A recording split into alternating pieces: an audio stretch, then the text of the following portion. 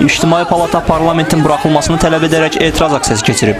Əvvəlcədən aksiyanın Milli Məclisin qarşısında keçirilməsi planlaşdırılsa da, etirazçıların həmin əraziyə getməsinin qarşısı alınıb. Polis parlament prospekti istiqamətində hərəkət edən avtobusları saxlayaraq sərnişinlərdən avtobusu boşaltmağı tələb edib. Aksiyaya qoşulanlar ayrı-ayrı qruplar şəklində bir neçə yerdə etirazlarını ifadə edib.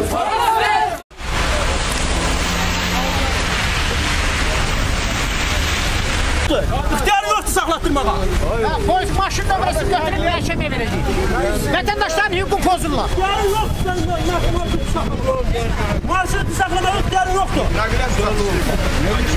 Niyə? 3 dənə maşın daşıyacağım, mən 3 dənə. 3 dənə maşın daşıyacağım. Kim səni? Sən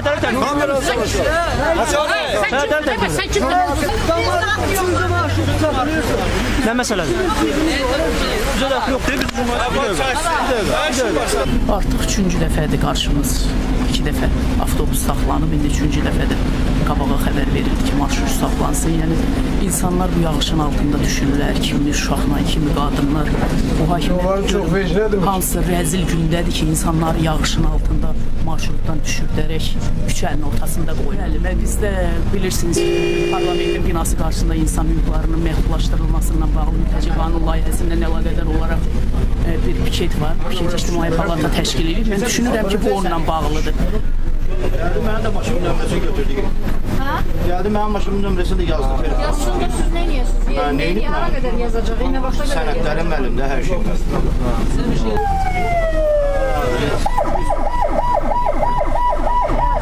Deyirəm, hamısı da hesablatdırır. Harada düşdü orada? Qəsdən nə qədər izlənəcək?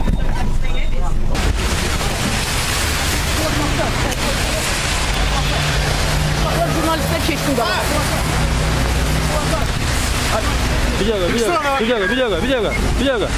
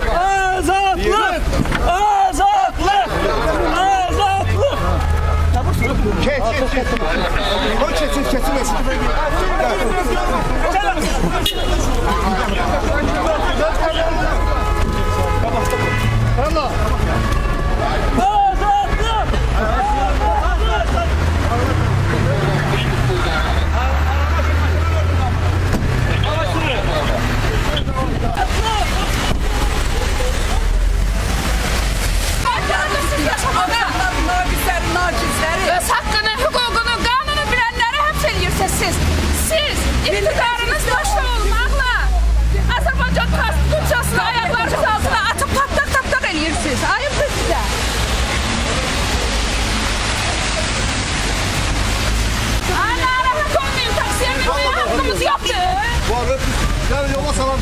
Çok sağ olun.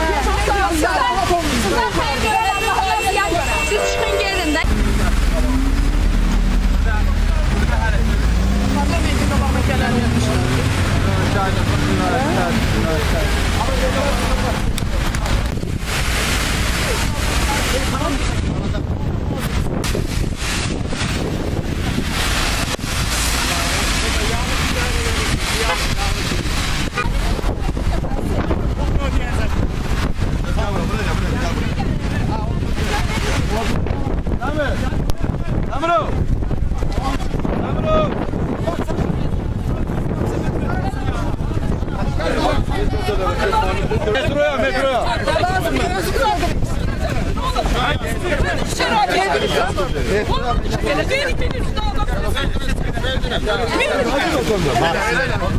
Ay kellem elini vurma beni diyelim seni. Vurma elini beni. Hadi sen otudan bir yerde hastayız. Ne olacak?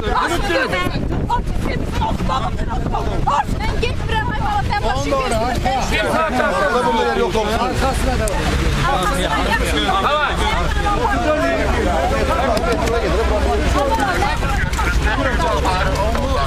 Artık burada oturmaya yeri yok. Ben başımda. Kaldır geri. İndir.